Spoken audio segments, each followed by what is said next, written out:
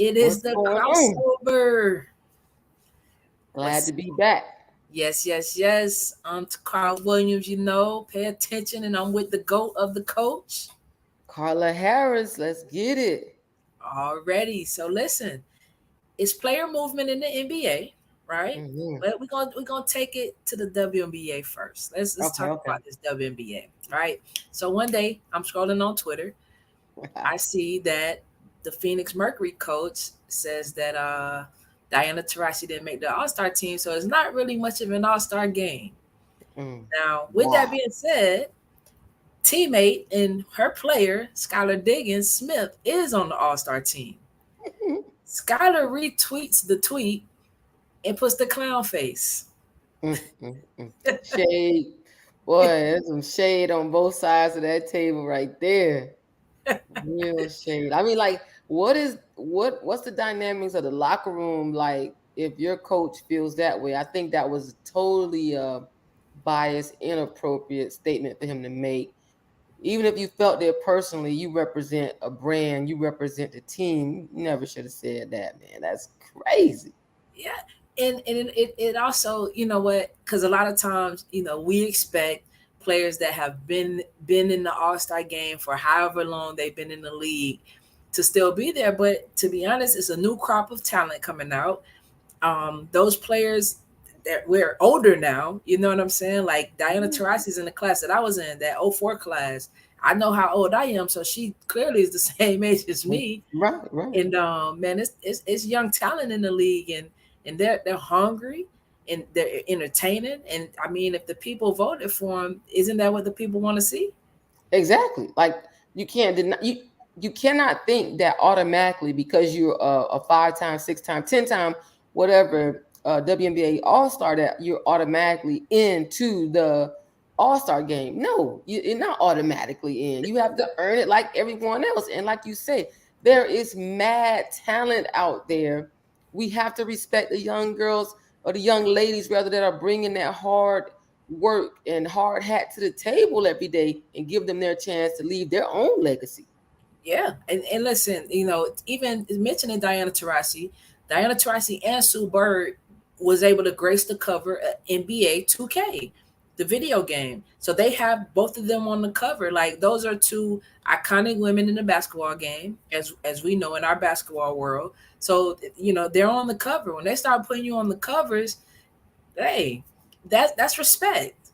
I mean, not making this All Star game does nothing in terms of hurting her legacy and what she means to the WNBA and to the women's basketball arena. Period. Like she's a Hall of Famer to me, regardless. In Connecticut, in Phoenix, in the WNBA, she's all of that. So for him to feel that way, it's to me it's saying that she's supposed to automatically get a bid when there are young ladies out there that really worked hard and earned their spot and who, like you say, are very entertaining. They can Yeah, do some things that maybe at her age she's not able to do at this time. right. And I hope she understands that and don't feel slighted and respects the fact that hey, my career, and she knows her career is coming to end. She's at the end of her career, and she should Absolutely. be okay with what she's done. She's done great for the game. She'll Yeah. be forever written in the books. Yeah, I absolutely think she's okay with it. You know what I'm saying? When coaches do that and you're sliding a player that you have that's in it and that's your starting point guard, it's just ooh, we say point guards are an extension of the coach, so I don't know. I don't know. That's Hey, there may be some trade rumors coming along soon. Maybe out of there soon. So we'll see. Keep my yeah, eyes out for that one. exactly. And you know what? Another thing I saw too was that Asia Wilson was being interviewed, and the person that was interviewing her asked her, why aren't you the face of the league?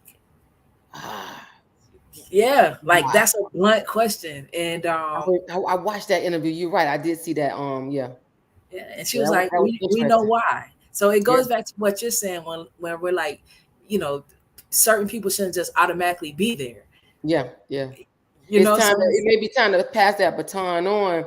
But she really hinted to something that I don't know if that coach at Phoenix was hinting on, but she hinted to something more racially motivated than anything else.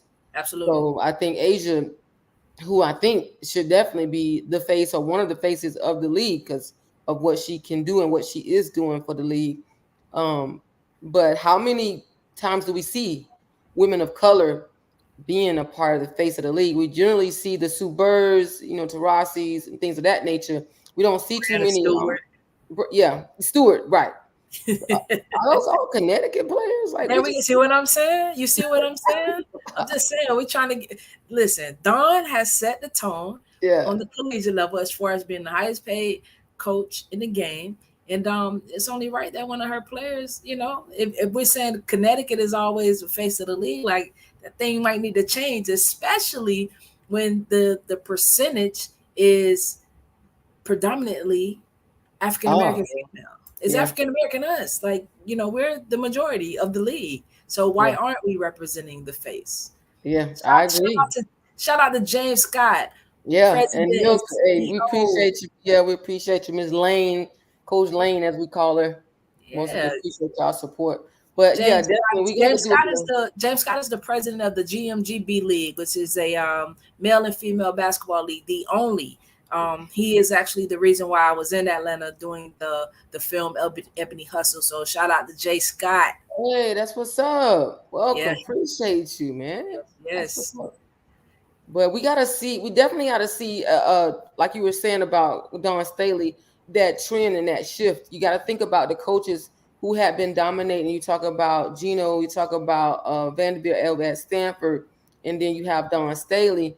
So we definitely, I think her winning multiple championships now, and I mean her class, her recruiting class looks great again, which puts her in contention again to win another one. We definitely got to start paying attention, as you would say, hey. to the swing of things. You know how things are swinging. Yeah, I mean, you know what? Don was a winner as a player.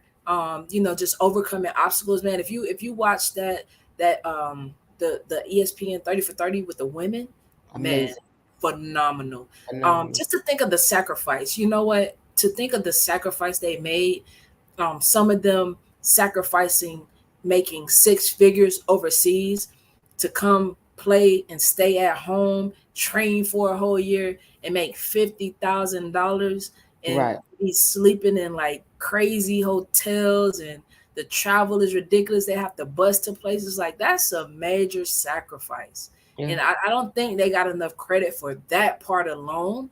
But what she's doing right now is well deserving. When you sacrifice something for the greater good, I feel like God blesses you later. So that greater is right now, and she's reaping all the benefits as she should. Well deserving. When you say greater, is later, greater, or greater later, and she's getting her greater right now. And I love how she is using her platform.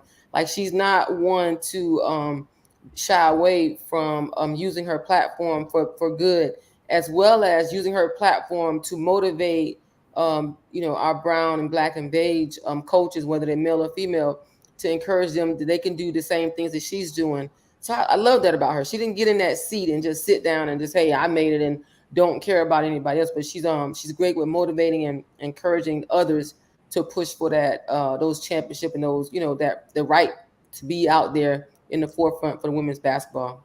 I love it. Absolutely. It's very important that you use your voice, because we all have one. She's not disrespectful with it, but just using your voice with the impact. And it's just like that's how it's supposed to be. That's what we're It's good. supposed to do. Like we're She not supposed to clapped be back on. She clapped back on them. You come you on that got to. Twitter. She clapped back on them a couple times. I be laughing like, Definitely got to hold your own. You know what I'm saying? Got to hold your own, because if not, people will run over you and just think they can do what they want to do until they know that you stand firm in what you believe in, and like you're not backing down from that. yeah, definitely. And she got some great support. You say something to Coach Staley over there, like she gonna have some fans that's gonna clap back at you too, probably Oh, before she gets a chance to clap back at you. So she's got a lot of support over there in South Carolina, and which I'm happy. I'm definitely happy for her to have it. Just yeah, represent. If she wins, we win. So that's what I look at it. How I look at it. Definitely. absolutely, absolutely. But I got a Joni Taylor at Texas A&M. We ready? We coming. All That's all. right, I see the Aggies Big trying to make Aggies. moves.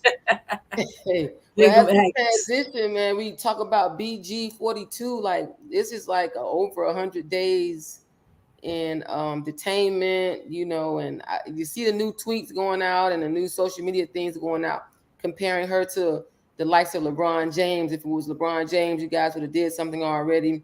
I really don't like how that's trending because I don't think it's necessary to compare one to the other. We have military men, over there as well in captivity or detainment, however you want to look at it. We just need to get all of our Americans, out of there who are wrongfully detained for real. Like, don't compare her to anyone else. Or let's just stand together as Correct. Americans and get our political powers that be to go do what they have to do to bring her home. Because enough is enough. She sent a. I don't know if you saw that letter she sent to the president. Then a letter to the president talking about how she misses her wife, she misses her family, she misses being home, everything she's missing. Can he please do everything he can? She's an American citizen, like bring them home. So that was really heart wrenching, to read and to know like somebody's begging you to come and be the savior, like help me, you Right. know. Yeah. Hey, listen, prayers that way for sure. Prayers that way for Definitely, sure. Now, let me definitely. tell you guys, we got a special guest in the studio. We about to bring her up. I don't like to introduce guests. I love for them to tell the story themselves, but I will tell you their name. Tamecka Dixon, welcome to the show. What's Thank up? you. What's going on, ladies? Hey, what's good? Good. Good to How be are here. you? How are you? Good. I'm excited to be here with you, ladies. I'm well. Everything is good.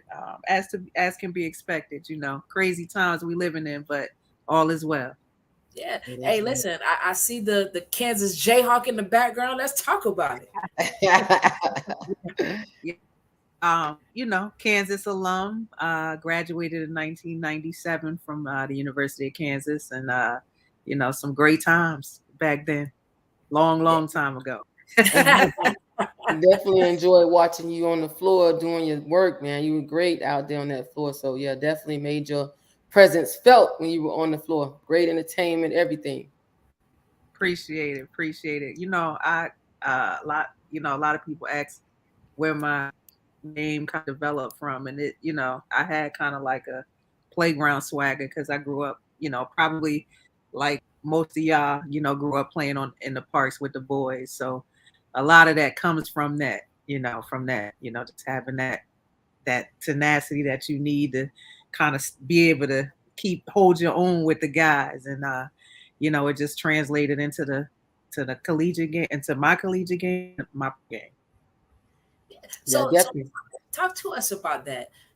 Playing with the guys, because I think pretty much all of us, if you played at a high level, definitely in college, like you've experienced playing with guys, and Right, they definitely try to, they be soft at first until you start busting them up, and then now they want to play all hard and serious. So talk to us right. about that. How did that truly help you when it came to now you're playing in college, you're playing against women? Like, did it make that easy for you?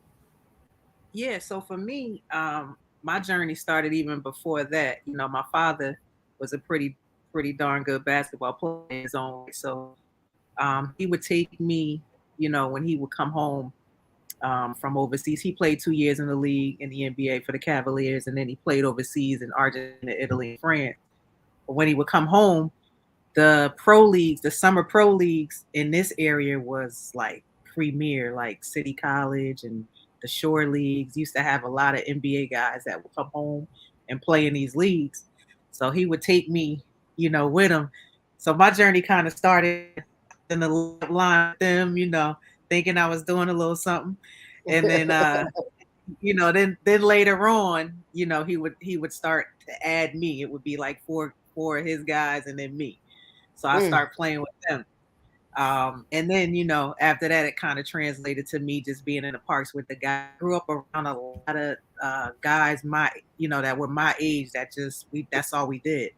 You yeah, know, I had the girls, the girls was over there playing double dutch and all of that, but I just yeah, never gravitated to that.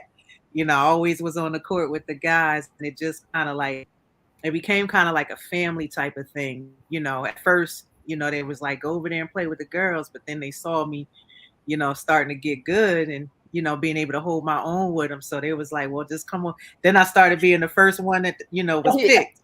No, so I was the first, quick. So I got me like, first. Hey, I got her first. It's right.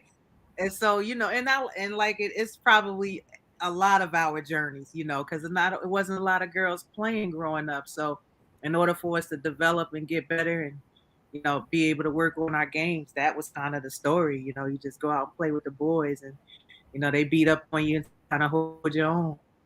Yeah, definitely. Well, who you say? I guess you said your dad, but would you say your dad was the most influential person in your basketball career and in your life overall? Most definitely, most definitely. Like I said, I was around it really early, so I was around some really like legit hoopers, from a very very young age, and I kind of just gravitated towards that. But more so than that, I was able to see my dad's journey and like watch what it took for him to be good at what he did. And so then I kind of had like the cheat code, so to speak, because I was watching him and I'm like, all right, so in order for me to, be where I need to be, get where I want to go, I got to put that amount of time, that amount of effort, that amount of hard work into it. Right. So yeah, he was definitely the most influential person. And then, all the off-court stuff too. He was an avid basketball fan. He was a Lakers fan in the 80s. So like we would watch all the Laker games in the middle of the living room. Like it was basketball all the time, basketball all day with this guy. Right. So, yeah, he definitely was the most influential.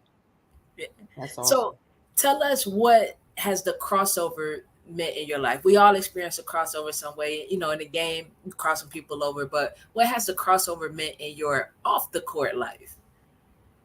So for me, the crossover in the game was actually my signature move. A lot of people kind of equate me to that move. But in off the court, I think it's just kind of like for athletes, the journey is, especially make it to like the professional level, the journey is a lonely one, because all you do is you play that sport, and that's all you've done for the remainder, for your whole life. That's what you wanted to do when you've reached that pinnacle of success. Then you retire at 26 or 27 or 20. And, for me, it was 33. I was fortunate to be able to have a 13-year professional career, but that's not like the norm. You know what I mean? So, the average lifespan of a professional athlete is like 4 years. Wow. So after that 4 years, then what, what's the next step after you've been giving your blood, sweat, and tears to the sport forever? So for the crossover for me is like, just trying to find something you're passionate about after the game of basketball and being able to cross over into that and be successful in that arena. And it's a delicate, balance, but it's a struggle for a lot of people because like I said, you've been passionate about one thing forever. And now you got to like kind of pivot, cross over to something else, and like it's new territory. And then also you're behind the 8 ball too, because you haven't done the internships and you haven't done all of those things to kind of be able to progress in another career. Right. So you're like in the times and trying to figure it out. So for me, it's just trying to find that balance. I've been able to like stumble into entrepreneurship. It wasn't easy, and it was the first thing I've stumbled into. I tried a couple of things and that didn't work, and then stumbled into entrepreneurship. So for athletes, it's tough, but you can find it. You got to just be diligent and stick to it, which we know how to do that. Right. Definitely know how to do that. Mentally tough. Yeah. You don't be anything else. You've been an athlete. You know how to be mentally tough and push through those times. Yeah, for sure. and you say you got into entrepreneurship. So talk to us about the entrepreneurship that you're involved in right now. Like, what does that look like? What does that entail? So for me, and I'll kind of like share a little bit of my journey. So when I first retired, I done some. I was fortunate to be able to do some internships with the league, because I knew I was kind of on the tail end of my career, and I kind of wanted to get a jump start on whatever I was going to be doing. So they had some internship programs through the WNBA. I tried my hand at a few of them. It wasn't something that I really, wanted to do, but I wanted to. I didn't really know what I wanted to do, so I was open to every opportunity that came my way. So I did that, and I have like a little bit of a finance background. So right after I finished my last year overseas, I applied to Edward Jones as a financial advisor, and I got the position. And with it for a year and a half, a pretty good book of business and all of that, but it was really, really slow. Really wasn't what I was looking for, and it really didn't kind of like stir my competitive pot. Yeah, Yeah, yeah. I was like, I just stuck behind a desk and door knocking, cold calling, and I don't know about this, you know. So I went from financial advising to just basic insurance sales. And that was a little bit better because I had like a team of 10 people under me. I had built up a pretty good business, and, I was leading a few people. So for that, it was a little bit more, fed a little bit more of my competitive desire, but still wasn't what I wanted to do. And then I stumbled upon franchising. A high school friend of mine, her parents owned 10 Avises and Budgets, car rental franchises. And Oh, they were looking to sell off a few of their franchises and move down to Florida and retire.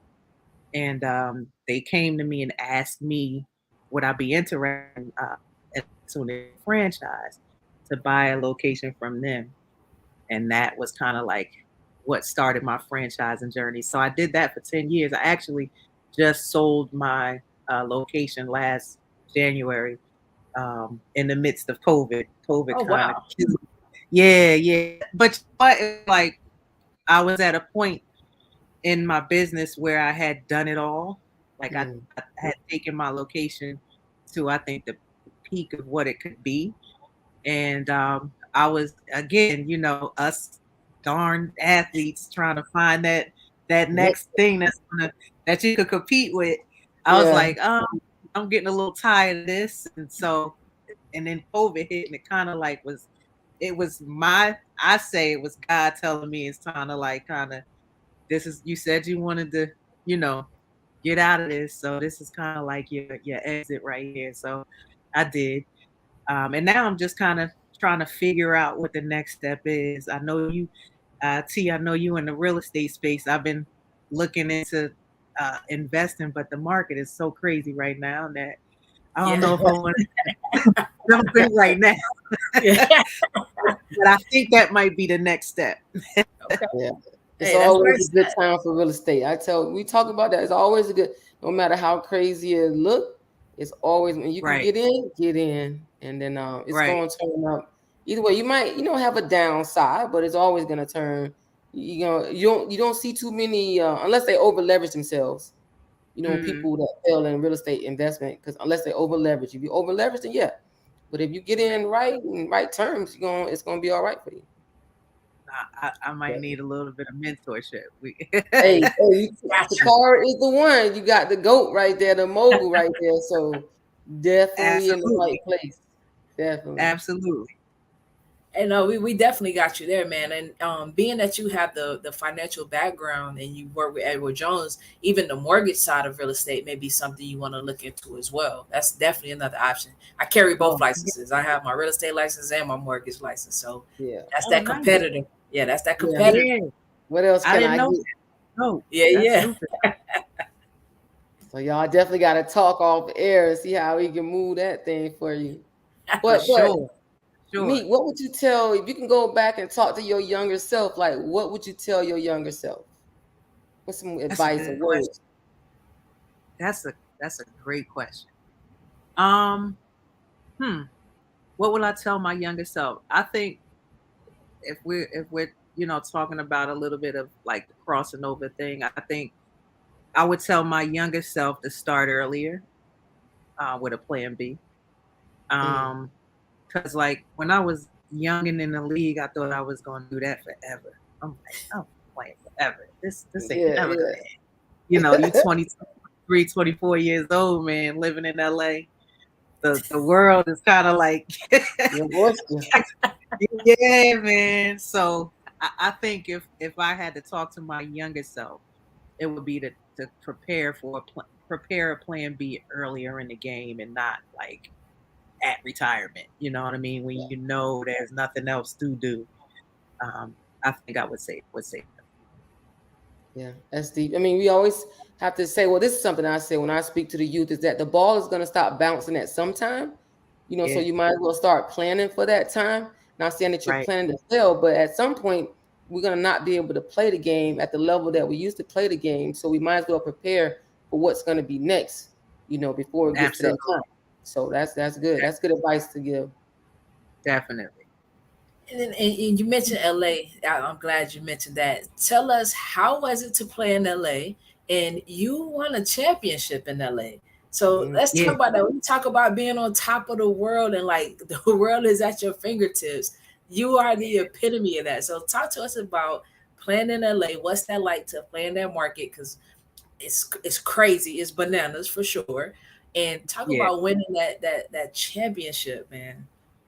So we won two. We won back-to-back championships, and we won those championships the same year as the Lakers won theirs back-to-back.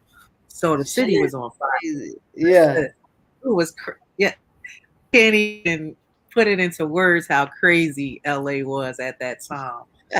But just being able to kind of play in LA and I remember uh, when I got drafted, flew out to LA, and the first person I kind of actually met was Lisa, and I was kind of in awe, you know, like yeah, Lisa, playing with Lisa Leslie, and playing with all these like Deidre Charles and just like legends that I had followed and watched, you know, watched them grow, and Lisa was coming off that the women's dream team kind of thing, so Yeah. you kind of followed that, and it was an amazing time, to be in LA.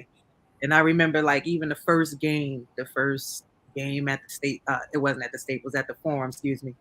At the forum, and just kind of panning and viewing, seeing out in the crowd, and you looking and you got Tyra Banks and Denzel, and I'm like, yo, this is crazy.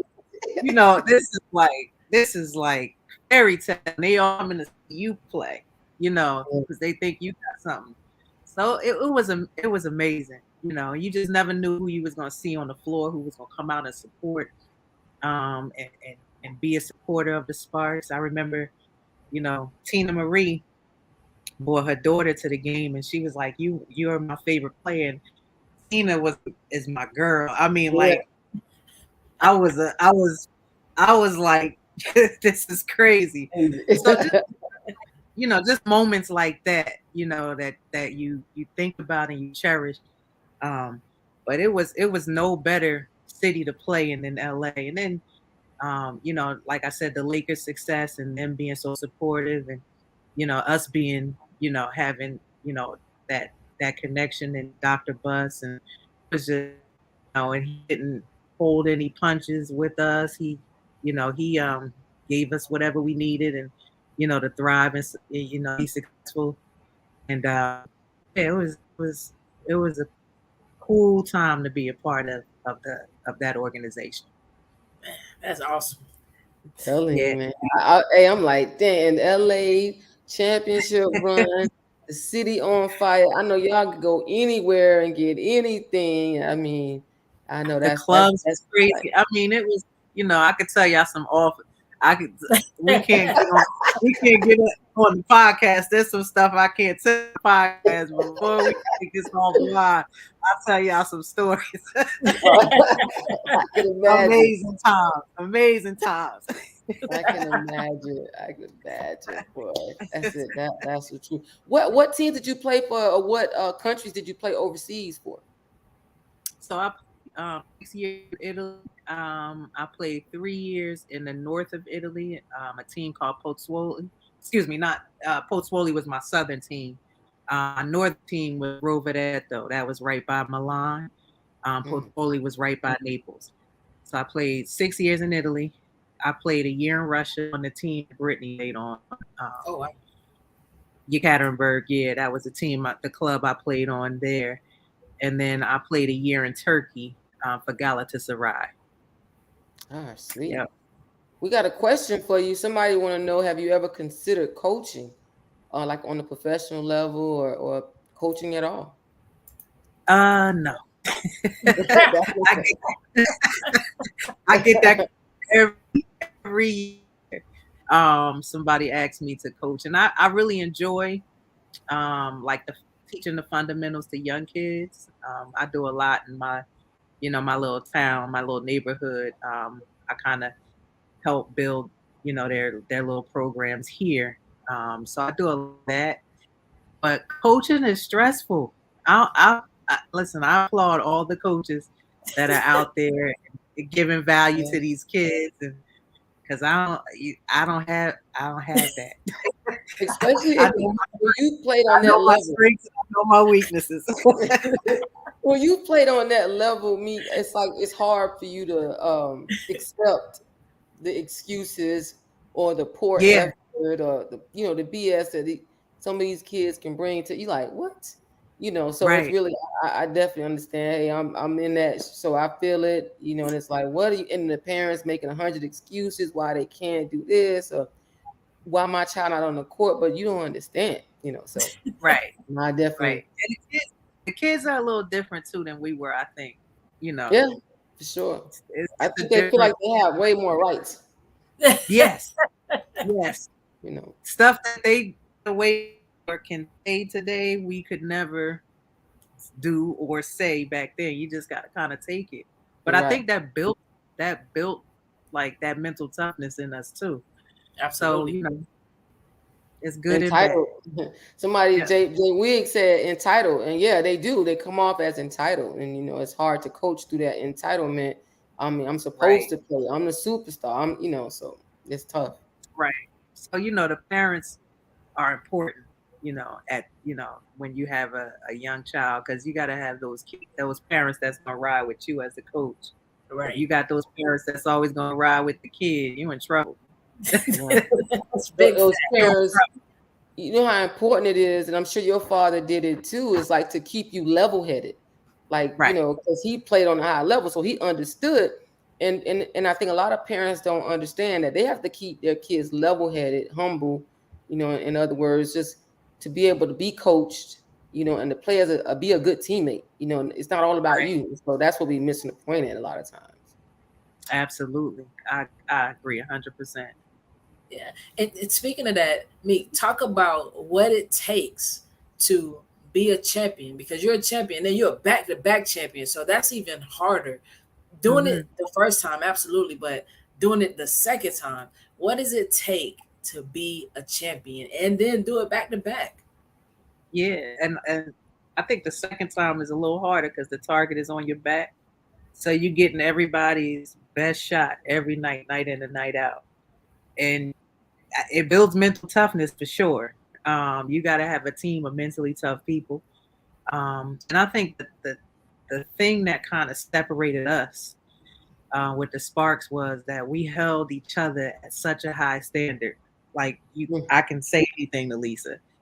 We can say what we need to say, and it wouldn't be taken out of context, or it wouldn't be looked at it in a negative way.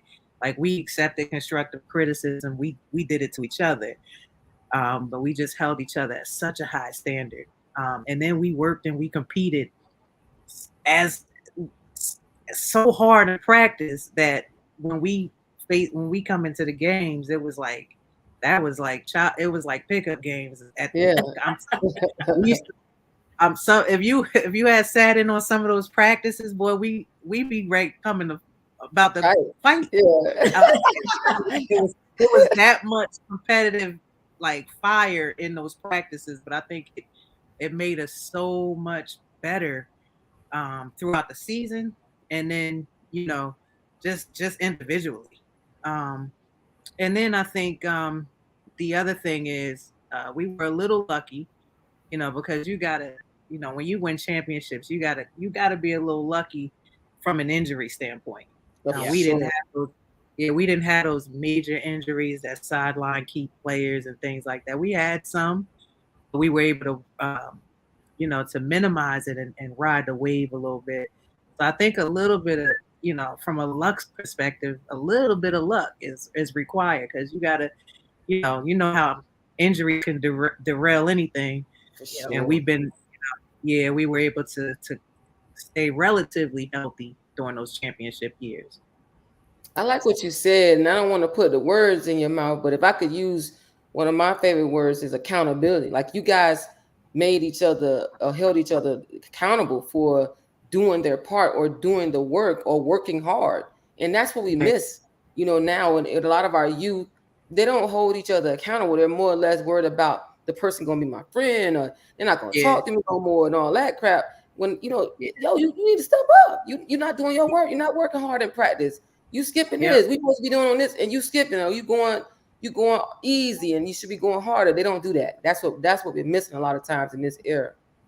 Right. And if it comes from somebody that that you roll up your sleeves with and get dirty with every day, you can kind of take that.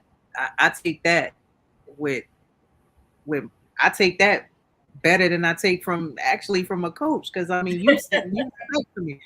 You right next to me. If you see me, not playing to the best of my ability or not bringing it, and you tell me, if I respect you, I'm gonna do what I gotta do.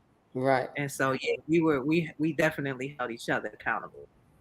All right. We got another question for you. How do you feel about the state of the WNBA compared to when you played? And we appreciate these questions. So, what do you think about the state of the current WNBA up compared to when you were, winning championships?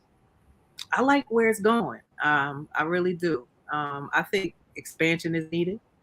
It's a lot of like quality players that are sitting on the sideline because it's just not enough, enough roster spots. Right. But some quality key people, some really good players. When you got like your first round draft pick, getting cut. That's crazy. That's crazy. That's crazy, right? So I'm hoping that we can kind of see some expansion in the near future. Get a couple more teams, and I think it's time for that. I think the league is kind of deserving of that, and I think it's kind of holding its own financially a little bit, so you can kind of make those advancements now. But I like where it's going. I really do. I love the league from a social justice standpoint. I think the women kind of stand strong. And I always say, what would I have done if I was in that position? And I think they're doing exactly what I would be doing. You know what I mean? So I'm all for that. But I really like the direction of the league. I think it's going in a great position. The one thing that I think they could do a better job is creating that bridge between former players and the new generation of players. Just more opportunities for us to integrate, with the new talent, with the new players that are, in the league, so they can kind of, understand the history, where this league has been, because if you don't know where you've been, how you know where you're going. That's So it, right? Some of it wasn't even born at the incept, during the time when it started, like crazy. Right. So I think and I think the league, could really take some active steps to just put some things in place to allow that to happen. I think Vegas has done a great job. The new owner there, Mark. Mark Davis. Mark Davis. I will be at alumni weekend. I went last year. That is awesome, man. I'm telling you. Yeah, you do stuff like that. I think that helps to create that bridge, bringing some of those former players back, letting them meet with the current players and kind of build relationships there. I think he's doing an awesome job. And I think, there's a couple of other organizations that have done some things. But yeah, I think, the league, from a league standpoint, the WNBA itself could probably do a better job in that area. But from a league's perspective, I do think it's going in the right direction. I like it. I actually thought all the teams did that too. So that's something selective that Vegas is doing. Okay. Yeah. Yeah. So he's actually the owner of the Las Vegas Raiders, Oh, and okay. because they already do that on the football side, he brought that same thing to the basketball side. And with the Aces, it includes Utah Stars, San Antonio Silver Stars, and the Right. Aces. So if you play Right. for any one of those organizations, he doesn't care if you play one game, 1 second. You're considered an alumni. Like that's Oh, Right. big. That's that's big. major. That's Yeah. That's major. huge. That It is is. huge. Yep. It's It huge. is. Talk about all expense paid. Like all expense paid, you and the guests come to alumni weekend. They really lay out the red carpet and like I'm telling you, pamper you. It's Oh, it's that's what's it's up. awesome. It's Telling you, awesome. I was a little jealous. I'm like, damn, they doing it big over there in Vegas. They doing it. I'm We looking at got those LA Sparks and Lakers to I'm jump looking at in. LA like, yo, what's going What's going on over there? I know y'all got that money over there. Let's make it You gotta happen. do something. Now, but I think I think you make a great point, Meek, like being able to bring the two players together, or I could say cultures or time zones or whatever you want to call it together, so they can really, talk about how the game has transcended and they can know the history of the game. I mean, and respect, and understand who this league was built on y'all back. Like y'all really stepped in and really built the league for everybody. So yeah, kudos. I agree with that one. And somebody even said maybe some type of mentorship, because I know a lot of these young ladies, like you said, even what you were talking about, preparing yourself for life after the game, they may not even think about that. But if they bring some of you guys back in, you can start talking to them about that. Like, what's your post game plan? What's your post playing time plan? So yeah, I think that's great. Yeah, and I can guarantee they probably never even thought about it until, they're probably they're gonna be like me, like I was, you know what I mean? Yeah. I'm gonna play this game forever. Yeah. But I think if you put those people in front of them early, I know the NFL kind of does that. They bring some of the former players back, for orientation. Yep. So Yeah. you can kind of get a feel for, what you're gonna be going through, from somebody who's done it. And then, they can kind of prepare you for, what to expect. And I think that's awesome. Yep. Yeah. They do a rookie symposium. So Yeah. they'll do it with all the rookies. They bring all these people in and they talk about them from business and everything. Because when you do have that platform, if we knew to utilize that platform when you first got it, things will be Right. so much different. Like, you know what I'm saying? Like, we're not picking these owners' brains and these CEOs and CFOs because we have all the intangibles. Like you said earlier, we just don't have the experience as far as internship. But if you get in their ear early, they will lay it out for you because they know that you have what everybody else doesn't. Right. And just think about it now, like these players that are coming in, I know, the NIL deals and stuff like that are early in stages. But I'm like, now it's a whole, like you got a whole brand when you enter. Like it's the gate, the floodgates are open. Like I'm like, good Lord. I mean, I came in at a great time, but Lord. If you was there right now. I'm trying to work on that back pay. I'm just trying to see if we get some back pay going or something. I went back to Kansas. I went back to Kansas a few months ago, and they kind of showed me like the layout and started talking to me about the NIL deals and stuff like that. I'm like, oh my God, I would have killed it. Yeah. Like I would have killed it. So it's like a whole nother thing with branding and all of that, and these women don't know how good they got it. I'm trying to tell you. Yeah.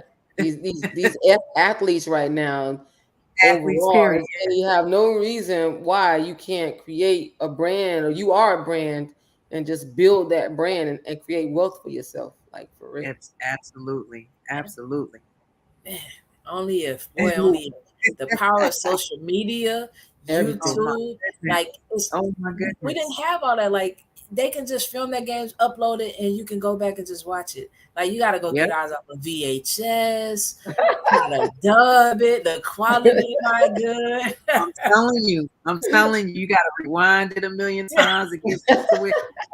Hope the tape don't pop. Yeah, I'm telling you. Oh my goodness. Nah, Times have changed.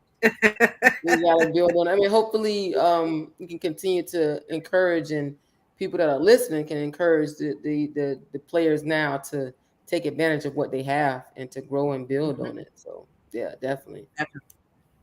So Carla, take me through the hot cross zone. All right, so we have like a little hot cross zone. We call it 5 questions that we ask you at the end of the show, just to let's see if you can get them in. Right? You ready? Okay. First question is, what's your favorite food? Oh, salmon. Salmon. I don't eat meat anymore. It used to be lasagna, All but right. now I got to go with salmon. All right. Okay. All right. So you're gonna have this after you have your salmon. You're gonna have some dessert or no dessert? I can have dessert. All right, dessert. So, game of basketball. You like that fast pace, or you want to go slow and control? Which way you like it, fast or slow? Speed it up. Keep it going. You getting in their Run it face. up. I remember that. You get in their face. Point guard. You got to pick one. You got to have your point, or you got to have your post player. Which one you say? I'm picking first. I got to have my point or my post. Which one you got? My point guard. That's what we do. All right. And lastly, so I don't know if you've been watching any of the games, but who do you feel is the front runner for the WNBA championship this year? I like Vegas. I think Seattle will also be there too. Seattle, Washington is coming up, so they may be Seattle, Washington, and Connecticut. But those are my 4. I know you said 1, but Yeah, no. I think Vegas is number 1, and I think everybody else is a close second. But Vegas is they're tough. They're deep, and they play well together. They play well together. Becky got them running and gunning. I love them. Yeah. And they got great leadership. Asia Wilson is doing a great job. She's a champion. So she understands what it takes to win a championship. She's been coached by a legend. So I mean, that's a great leader to have on the floor to lead them to a WNBA championship. True. And then you got Chelsea too. Chelsea Gray, who won the championship in LA. Oh, yeah, that's true. So you got her, in the backcourt as well. So they got a heck of a chance, I think. Yeah. Anything you want to leave with the people? Anything you want to tell us or tell the people about? Anything, whatever. You get the last words on, before you leave. I just appreciate, being on the podcast with you ladies. It was fun catching up and just talking basketball. You don't get to do that with a lot of times with certified hoopers. So I'm appreciative of that. And thank everybody for tuning in. It was awesome. Hey, if they ain't watch you play, meet trash talker, swag going. Hey, it was a pleasure to watch play, man. Y'all missed a treat. Y'all go back and catch something out there. I know something out there they can go catch. Hey, Appreciate it. VHS is on YouTube. That's for sure. Yeah. They started to download them too. They started to upload them. I should say upload them. They started to upload them. For sure. Hey, we appreciate you so much, Meek. It was a pleasure, man. We definitely gonna link up though. T, we gonna get with her on that real estate. We gonna for sure. That boy, we gonna get with her on that back channel. Sure, we appreciate you, definitely. Y'all appreciate you for coming on, man. Both of y'all in Florida? Yeah, but look, it doesn't matter. Okay. We got a way that we can work together no matter where you are. Yeah. Oh, I'm with it. I'm with it. Let's go. Let's get it. Let's get it. All right, man. Definitely. Appreciate you. Stay blessed. All right, y'all too. Take care. All Take right, care. have a good one. Oh man, listen. Talk about gyms. Talk Yeah. about determination. Talk about hard work. Like the intangibles. Yeah. Every Yeah. champion, the intangibles are the same. You have to show up every Woo. day. You have to be accountable, and you got to take constructive criticism if you want Man, to be the best. if you want to be the best, you heard that from a championship player, a back-to-back championship player. So definitely, I love that. And I love what she said, which something that I always talk about. But what's your plan after the game? What is your plan?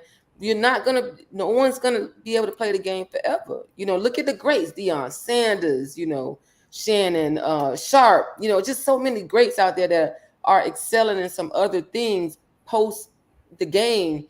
So we got to get that in our young athletes' head.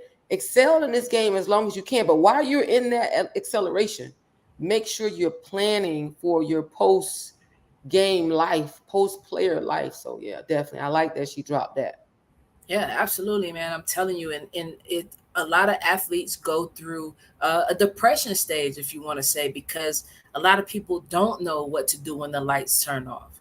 They don't know when people not calling their phone how to react, and because Right. we've been so engulfed in our careers and our playing days that when it's not going the way you plan, it's like, Right. what do I do? You know, Yeah. everybody's telling you you don't have experience, and you feel as if you have all the experience in the world. So while you're on these platforms, I'm telling you, pick those coaches' brains, pick the GM's brains, Network, sports, network. everybody, pick Yeah. everybody's brains and find your niche. Find your Yeah. niche. Yeah. Hey, shout out to Jay Wig, Coach Maurice, Lawrence, all of you guys. Man, we appreciate y'all tuning in and helping us out on this show. Share, share, share. Tell people about it. We want to continue to bring y'all some exciting guests, true legends in the game that can continue to drop gems and inspire people. No matter whether you're an athlete or not, but to inspire you, because no matter what, that the commercial used to be. We're all going to be professional in something other There we go. than playing the game, at some point. Yep. So, dang, I just love that so much. Hey, T, we had another great show, man. Another Every, great show. one thing I like about it is, it's always authentic.